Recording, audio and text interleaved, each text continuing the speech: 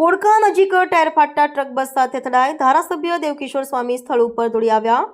આમોદ તાલુકાના બોડકા ગામ પાસે આજે એક હૃદયદ્રાવક અકસ્માત સર્જાયો હતો, જેમાં ટ્રક અને એસટી બસ વચ્ચે થયેલી ટક્કરમાં 4 થી 5 મુસાફરો લોહીલુહાણ થયા હતા। આ ગમખ્વાર અકસ્માત પાછળનું કારણ ટ્રકનું ટાયર ફાટવું હોવાનું સામે આવ્યું છે। ટાયર ફાટતા જ ટ્રક ચાલકે સ્ટીયરિંગ પરથી કાબુ ગુમાવી દીધો હતો, જેના પરિણામે ટ્રક સામેથી આવી રહેલી બસ સાથે ધડાકાભેર અથડાઈ હતી।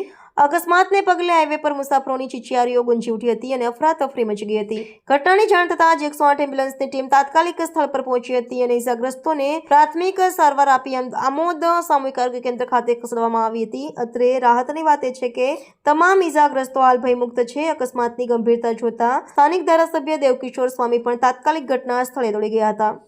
તેમણે હોસ્પિટલના તબીબો અને પોલીસ વહીવટીતંત્ર સામે વાતચીત કરી ઇજાગ્રસ્તોને શ્રેષ્ઠ સારવાર મળે તે માટેની સૂચનાઓ આપી હતી।